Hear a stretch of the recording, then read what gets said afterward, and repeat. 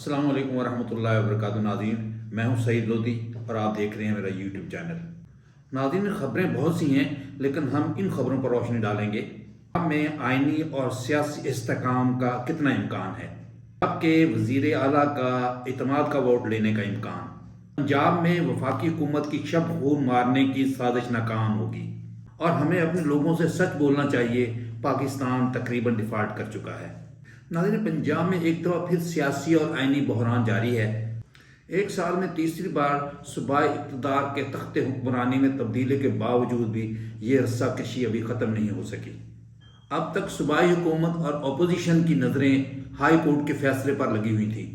Governor Punjab का assembly से इज़्मात का वोट न लेने पर चौधरी परवेज़ इलाही को डी नोटिफाई कर दिया था। अदालत आलिया की जानिब से गुज़श्ता समात पर गवर्नर की जानिब से नोटिफिकेशन को मुअत्तल कर दिया गया था। इस मामले पर लाहौर हाई कोर्ट में समाअत हुई, जिसमें अदालत ने वकील के ज़रिए से गवर्नर से जवाब तलब किया। नाज़रीन, कुछ लोगों का ख्याल है कि पॉलिटिकल इंजीनियरिंग की वजह से और वफाकी हुकूमत के दबाव की वजह से शायद परवेज़ इलाही साहब के पास 186 अरकान की अक्सरियत मौजूद नहीं है। पीटीआई के सीनियर लीडरशिप के दावों के मुताबिक पीटीआई और उसके इत्तेहादी काफ लीग को पंजाब असम्बली में अक्सरियत हासिल है और वो वक्त आने पर इत्मीनान का वोट आराम से हासिल कर लेंगे। वफाकी हुकूमत के कुछ वज़रा और पंजाब हुकूमत में अपोजिशन ये अफवाहें फैलाने पर लगी हुई है कि परवेज़ इलाही साहब और इमरान खान में कोई डेड लॉक है और दोनों एक पेज पर नहीं हैं।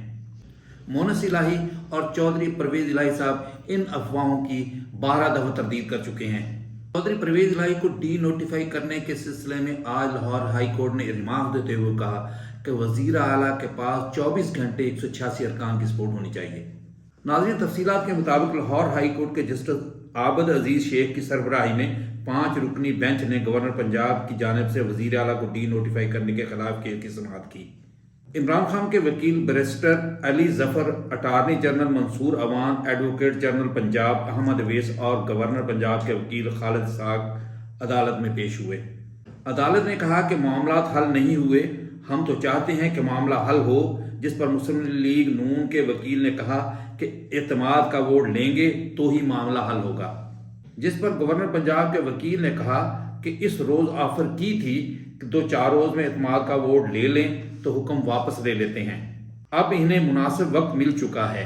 अदालत ने कहा कि मेंबरान ने फैसला करना है कि इन्हें वज़ीर आला पर इत्मीनान है या नहीं। मंजूर वट्टू केस में 2 रोज़ का वक्त दिया गया था। आप हमें मुनासिब वक्त बता दें, हम इत्मीनान के वोट के लिए तारीख रख देते हैं। हम आपका मामला हल करना चाहते हैं। बहरहाल फैसला असम्बली मेंबरान ही ने करना है। जिस पर अटारनी जनरल ने कहा कि वज़ीर आला पंजाब को इत्मीनान का वोट लेना चाहिए। जस्टिस आसिम हफीज ने कहा कि यह तस्लीम कर लिया जाए कि वज़ीर आला को इत्मीनान का वोट हासिल है। जिस पर अटारनी जनरल ने कहा कि कानूनी तरीक़ेकार मुकम्मल होना ज़रूरी है। जस्टिस आबद अजीज़ शेख ने कहा कि असम्बली को खुद ही तय करना चाहिए कि वज़ीर आला पंजाब को इत्मीनान का वोट हासिल है या नहीं। ये मामला अदालत ने नहीं, आपने मिलकर तय करना है। अदालत मामला के तय करने के लिए आपको काबिल कबूल वक्त देगी। इमरान खान के वकील अली जफर ने कहा कि सूबे में हालात खराब होने पर गवर्नर इत्मीनान का वोट लेने के लिए हुक्म जारी कर सकते हैं। जस्टिस आबद अजीज शेख ने कहा कि अपोजिशन ने गेंद आपके कोर्ट में डाल दी है कि कब आप इत्मीनान का वोट ले सकते हैं। क्या ऐसे हालात नहीं हैं कि इत्मीनान का वोट लिया जाए? आप गवर्नर की जानिब से ऑफर को कबूल नहीं कर रहे। जिस पर अली जफर एडवोकेट ने कहा कि जी हम ये ऑफर कबूल नहीं कर रहे। जस्टिस आबद अजीज शेख ने रिमार्क देते हुए कहा कि हम इस पर कानून के मुताबिक फैसला करते हैं। अली जफर एडवोकेट ने कहा कि मैं गवर्नर की ऑफर पर अपने दलाइल देना चाहता हूँ। गवर्नर ने इत्मीनान के लिए जो वजूहात लिखी वह कानून के मुताबिक नहीं। पहले वजूहात को देखना होगा कि इसके बाद ही इत्मीनान का वोट दिया जा सकता है। अदालत ने कहा कि गवर्नर की जानिब से आपको ऑफर करवाई गई है कि आप बता दें कि कितना वक्त चाहिए। जो हालात पेश आए हैं उसकी रोशनी में क्या इत्मीनान का वोट लेने की ज़रूरत नहीं? गवर्नर दोबारा नोटिस जारी करें और कहें कि इतने दिन में इत्मीनान का वोट क्यों नहीं लिया, तो फिर क्या होगा? आप चाहते हैं कि हम मेरिट पर केस का फैसला कर दें। अदालत ने मजीद कहा कि आपके पास 12 से 13 दिन का वक्त था, लेकिन आपने इत्मीनान का वोट ही नहीं लिया। हम समझते थे कि आपके पास अच्छा खासा वक्त था। वज़ीर आला पंजाब चौधरी परवेज़ इलाही के वकील ने कहा कि हम इस पर कल तफसीली जवाब जमा करा देंगे। जिस पर अदालत ने कहा कि नहीं, हम इस पर आज ही कोई फैसला करना चाहते हैं। یہ معاملہ اب مزید آگے نہیں جانا چاہیے، آپ کو کوئی حتمی فیصلہ کرنا چاہیے۔ اٹارنی جنرل منصور علی عوان نے کہا کہ سپریم کورٹ نے صابر شاکر کیس میں بھی کہا تھا کہ عدم اعتماد کا ووٹ دیا جائے۔ جسٹس اعظم حفیظ نے کہا کہ تمام فریقین چاہتے ہیں کہ دوسرا پہل کرے، جو پہل کرے وہ پھنس جائے۔ ہم چاہتے ہیں کہ آپ مل کر اعتماد کا ووٹ لینے کا معاملہ حل کر لیں۔ جسٹس عابد عزیز شیخ نے کہا کہ اگر آپ دونوں میں افہام و تفہیم نہیں تو پھر ہم قانون کے مطابق فیصلہ کرتے ہیں، ہم اس کیس کو روزانہ کی بنیاد پر سنیں گے۔ بیرسٹر علی ظفر نے کہا کہ پنجاب اسمبلی کے کل ممبران کی تعداد 371 ہے، 176 پی ٹی آئی کے ممبر ہیں جبکہ 10 کاف لیگ کے ہیں۔ وزیر اعلیٰ کو کل 186 ارکان نے ووٹ دے کر منتخب کیا۔ تحریک عدم اعتماد کے لیے 20% ممبران نے ریزولوشن دائر کرنا ہوتی ہے۔ گورنر تعینات کیے جاتے ہیں، منتخب ہو کر نہیں آتے۔ گورنر کے اختیارات محدود ہیں، گورنر پنجاب سیاسی ایجنڈے پر چل رہے ہیں۔ جسٹس عاصم حفیظ نے کہا کہ یہاں پر برطانیہ کا قانون نہیں، قانون میں وزیر اعلیٰ اور گورنر کے اختیارات کو متوازی رکھا ہے۔ وزیر اعلیٰ اسمبلی توڑنے اور گورنر ممبران کی ریزولوشن پر اعتماد کا ووٹ لینے کا کہہ سکتا ہے۔ لاہور ہائی کورٹ نے گورنر پنجاب کے نوٹیفیکیشن کی معطلی میں کل تک توسیع کر دی۔ عدالت نے وزیر اعلیٰ کی جانب سے اسمبلی نہ توڑنے کی یقین دہانی پر کل تک عمل درآمد کی ہدایت کرتے ہوئے سماعت ملتوی کر دی۔ ناظرین، بریکنگ نیوز ہے کہ چودھری پرویز الہی صاحب کی طرف سے ابھی کچھ دیر کے بعد اسمبلی سے اعتماد کا ووٹ لینے کا امکان ہے۔ دوسری جانب پی ٹی آئی کے سینئر رہنما فواد چودھری نے اپنے ایک ٹویٹ میں کہا ہے کہ الحمدللہ 187 نمبر مکمل ہیں۔ ناظرین، کچھ دیر میں پتہ چل جائے گا کہ اونٹ کس کروٹ بیٹھتا ہے، چودھری پرویز الہی صاحب اعتماد کا ووٹ لینے میں کامیاب ہوتے ہیں یا نہیں۔ ناظرین، ادھر پی ٹی آئی کے چیئرمین اور سابقہ وزیر اعظم جناب عمران خان صاحب کا کہنا ہے کہ وفاقی حکومت کی پنجاب حکومت پر شب خون مارنے کی سازش ناکام ہوگی۔ پی ٹی آئی اور کاف لیگ کے ارکان اسمبلی متحد ہیں۔ عمران خان صاحب نے چودھری پرویز الہی اور ان کی فیملی کے نام نو فلائی لسٹ میں شامل کرنے کی خوب مذمت کی اور کہا کہ وفاقی حکومت سیاسی انتقام میں اندھی ہو چکی ہے اور امپورٹڈ حکومت نے آئین اور قانون کی دھجیاں اڑا دی ہیں۔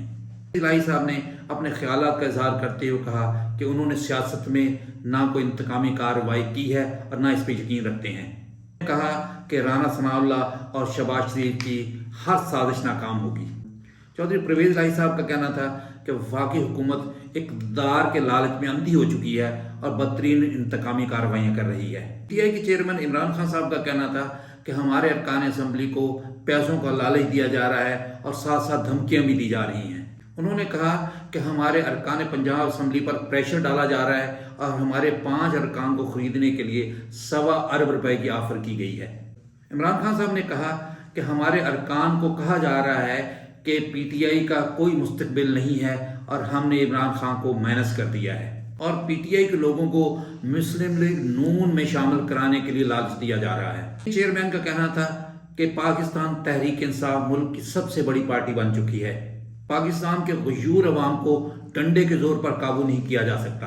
عمران خان صاحب کا مزید کہنا تھا کہ 2 خاندانوں کی چوری کی وجہ سے بنگلہ دیش اور بھارت ہم سے آگے نکل گئے۔ خاندانوں کا کام ملک کا پیسہ چوری کرنا اور این آر او لینا ہے۔ عمران خان صاحب کا کہنا تھا کہ یہ لوگ جینوا جا کر مہنگے ہوٹلوں میں ٹھہرے اور ایک بڑا وفد لے کر گئے اور کام کیا تھا، جینوا جا کر بھیک مانگنا تھا۔ ناظرین، گزشتہ ماہ لندن میں ہیتھرو ہوائی اڈے پر پہنچنے والے سامان میں بہت کم مقدار میں یورینیم کا پتہ چلا ہے۔ پولیس کے ایک بیان کے مطابق اس یورینیم کی وجہ سے کس کو خطرہ لاحق نہیں اور نہ ہی اس سے کوئی صحت عامہ کا خطرہ پیدا ہو سکتا ہے۔ ناظرین، رائٹر کے مطابق لندن پولیس کے کاؤنٹر ٹیررزم کمانڈ کے سربراہ رچرڈ سمتھ نے کہا ہے کہ 29 دسمبر کو معمول کی سکیننگ سے تابکاری مواد کا پتہ چلا جس کی مقدار بہت کم تھی اور ماہرین نے اس کا اندازہ لگایا تھا کہ کوئی خطرہ نہیں ہے۔ برطانوی ٹیبلوئڈ داسن نے کہا ہے کہ یہ سامان پاکستان سے آیا تھا اور براستہ عمان برطانیہ پہنچا ہے۔ اخبار کے مطابق یہ مواد عمان کی فضائی کمپنی عمان جیٹ کی ایک پرواز کے ذریعے ہیتھرو ہوائی اڈے کے گیٹ نمبر 4 پر پہنچا اور اس پرواز نے پاکستان سے اڑان بھری تھی۔ لندن پہنچنے والا یورینیم پاکستان سے گیا ہے۔ ناظرین، بی بی سی نے نام بتائے بغیر ذرائع کے حوالے سے خبر دی ہے کہ یہ یورینیم اسکریپ دھات کی ایک کھیپ کے اندر تھا۔ ناظرین، یہ مغربی ممالک پاکستان کی بدنامی کا کوئی موقع نہیں گواتے۔ اس سے پہلے آپ کے علم میں ہوگا کہ بھارت میں بہت بڑی مقدار میں یورینیم کھلی پڑی ملی تھی۔ انڈین سیکیورٹی فورسز نے اس یورینیم کو اپنے تحویل میں لے لیا اور کارروائی شروع کی، لیکن آج تک نہیں پتہ چلا کہ وہ یورینیم کہاں گئی اور بعد میں اس پہ کیا تحقیق ہوئی۔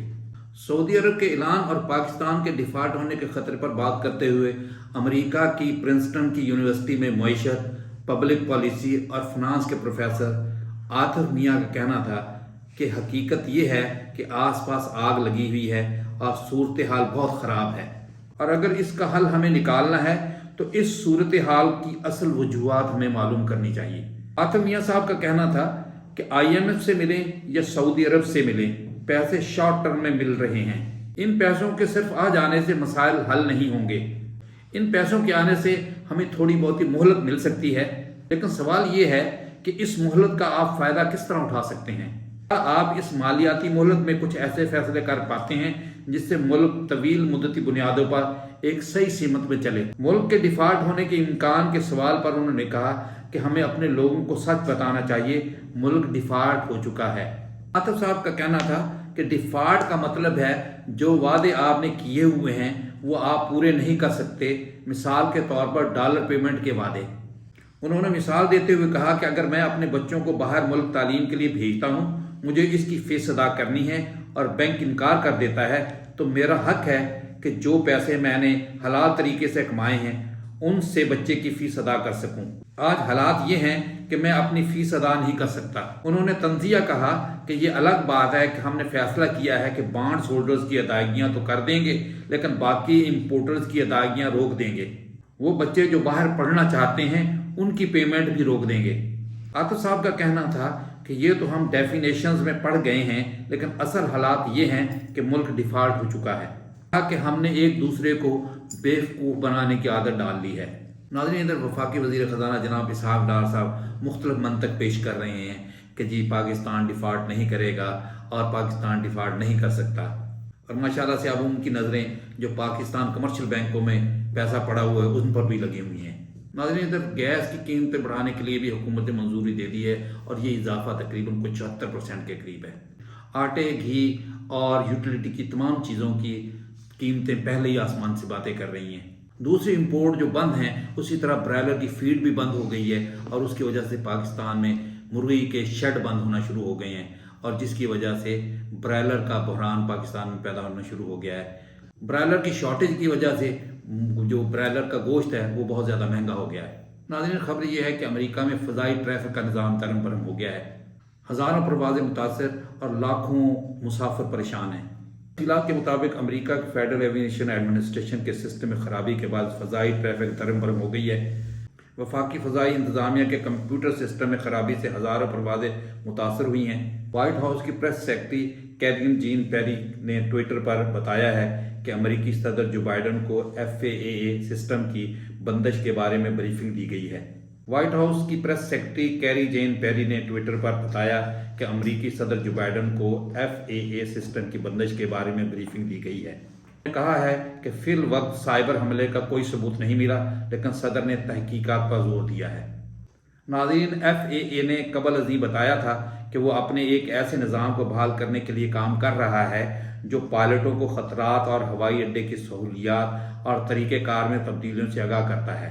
نظام نے تازہ ترین معلومات کی فراہمی پر عمل درآمد روک دیا تھا۔ سسٹم کی بندش کو ٹھیک کرنے کی کوشش کے بعد امریکی پروازیں آہستہ آہستہ دوبارہ بحال ہونا شروع ہو گئی ہیں۔